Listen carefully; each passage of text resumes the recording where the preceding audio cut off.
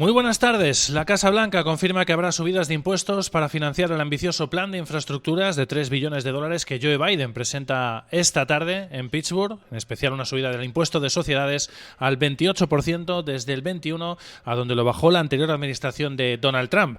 Y además se queda más o menos a mitad de camino del 35% donde estaba previamente. Un plan que alimenta las expectativas de recuperación, eso sí añade algo más de tensiones a los bonos, junto a unas vacunas que hoy viven también un nuevo positivo capítulo.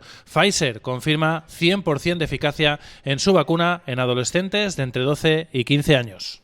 Estos audiomercados buscamos todas las claves de la sesión de Wall Street, como siempre, gracias al patrocinio del broker IG. Si mantienes la cabeza en su sitio, cuando a tu alrededor todos la pierden, si sigues creyendo en ti mismo, cuando los demás dudan, ¿qué oportunidades ves? Si te encuentras con el triunfo y el fracaso, y consigues tratar a esos dos impostores por igual, si eres capaz de ver la oportunidad, el mundo del trading es para ti.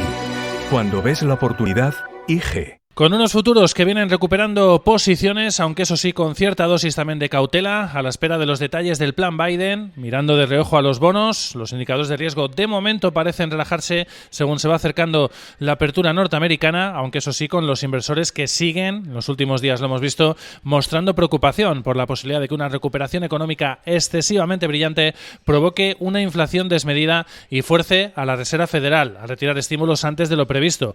Los rendimientos de los bonos se mantienen, como decíamos, en esos niveles elevados que veíamos ayer o cerca de esos niveles, aunque están un poco más relajados a esta hora, pero en el caso de Estados Unidos, el de a 10 años está cerca de máximos desde enero de 2020 que marcó ayer y con la curva del rendimiento en su nivel más alto desde julio de 2015. Además con el dólar que también se está relajando a esta hora, pero que se mantiene cerca también de esos niveles elevados que marcó ayer, más o menos en camino de cerrar su trimestre más fuerte, la moneda norteamericana, del último año. Como decíamos, se mantiene fuerte la moneda norteamericana a la espera y en medio de máxima expectación de la presentación del nuevo paquete de estímulos fiscales en Estados Unidos, ese plan de infraestructuras, la primera parte de ese plan de $2 billones que va a presentar hoy el presidente Joe Biden en un acto en Pittsburgh y que va a marcar grandes obras para la próxima década. Al mismo tiempo se espera, eso sí, que desvele subidas de impuestos, lo ha confirmado la propia Casa Blanca, entre otras a las empresas del 21 al 28%.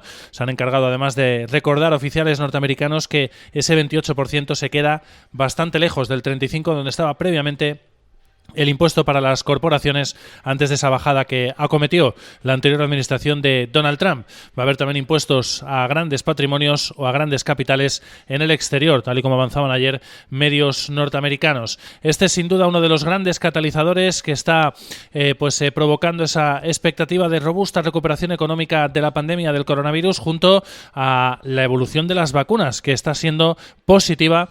Hoy además con buenas noticias en este plano, Pfizer y BioNTech han desvelado que han conseguido una efectividad del 100% a la hora de prevenir la enfermedad entre adolescentes de 12 y 15 años. Además ha añadido que después de estos buenos datos pedirá en las próximas semanas la aprobación de la vacuna para este tramo de edad a la FDA norteamericana. Eso sí, estas buenas noticias llegan también frente a la presión en el lado contrario del miedo a una cuarta ola de la pandemia que también llega a Estados Unidos con esa advertencia que hacía ayer la CDC, el Centro de Control de Pandemias, de que pese a esa evolución de las vacunaciones, todavía no hay suficiente población inmunizada como para evitar una nueva ola que pueda ser devastadora, decía el Centro de Control de Pandemias, y lo decía además después de haber visto en la última semana cómo la media de contagios diarios de los últimos 7 días había crecido un 16% con respecto a la semana anterior, por encima de los 63.000 contagios diarios.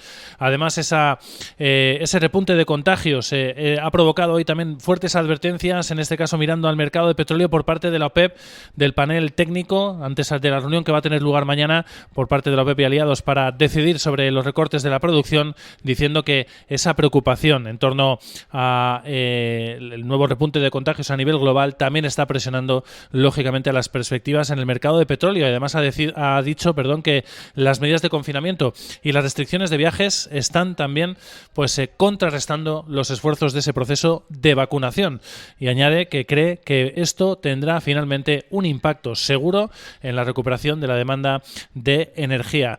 Un optimismo económico, eso sí que estamos viendo de fondo, que sigue dando soporte a esa confianza en el sentimiento de los inversores gracias a los estímulos fiscales a la espera de los que presente hoy Joe Biden y también a las vacunas que también mantienen oficiales de la Reserva Federal, como decíamos, en medio de al mismo tiempo ese temor a que los rendimientos de los bonos sigan aumentando las expectativas de inflación y también las expectativas de tipos de interés o de retirada de estímulos monetarios. Hemos visto en las últimas horas cómo varios oficiales de la Fed han precisamente constatado ese temor a un excesivamente robusto crecimiento o recuperación de la economía a medida que cada vez más americanos están vacunados y que las ayudas del gobierno, las del último plan Biden de 1,9 billones de dólares, están ya llegando a los hogares y a las empresas. El presidente de la Fed de Richmond, Thomas Barkin, ha comparado la pandemia económica desde el punto de vista económico con un motor que se ha paralizado justo antes de coger su velocidad máxima de crucero.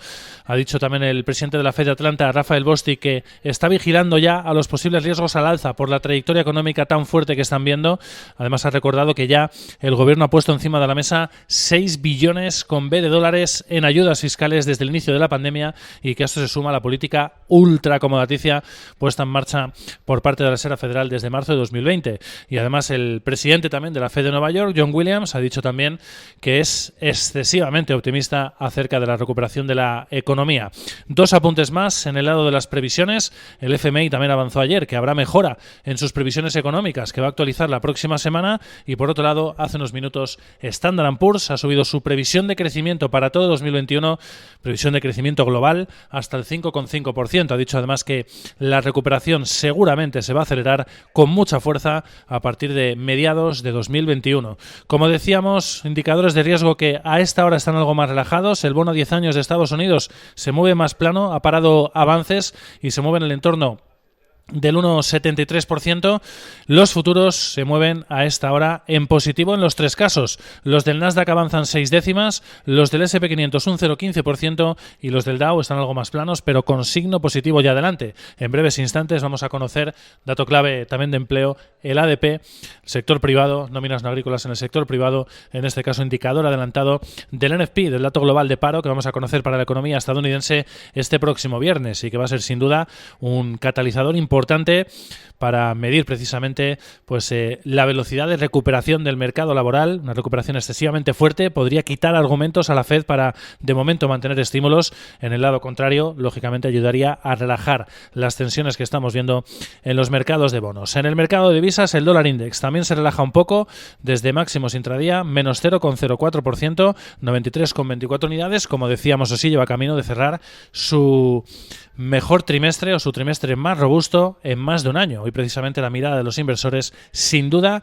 está puesta también en las posibles volatilidades que veamos en el cierre de mes de marzo, última sesión del mes de marzo y también última sesión, cierre trimestral de carteras por parte de los inversores, con todavía esa volatilidad reciente que hemos visto relativa al caso de Archegos Capital encima de la mesa, en la retina de los inversores. En el plano corporativo estamos viendo avances para Pfizer del 0,7% y para BioNTech del 2,7% después de esos resultados positivos de estudio en adolescentes de su vacuna del coronavirus. Además, como decíamos, con la vista puesta en ese plan de infraestructuras, hemos tenido un informe de Bank of America situando a los fabricantes de chips para la industria como los principales beneficiarios del plan Biden y en concreto ha citado a varias compañías con nombre y apellidos, ha citado Applied Materials, KLA Corporation, Lam Research, Marvell Technologies, Analog Device y también Cuervo.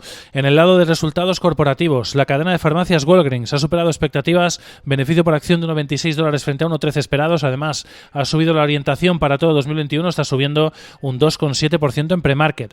La cadena de tiendas de muebles ha superado expectativas, pese a que sus ingresos han caído un 10%, beneficio por acción de 0,91 frente a los 0,27 esperados.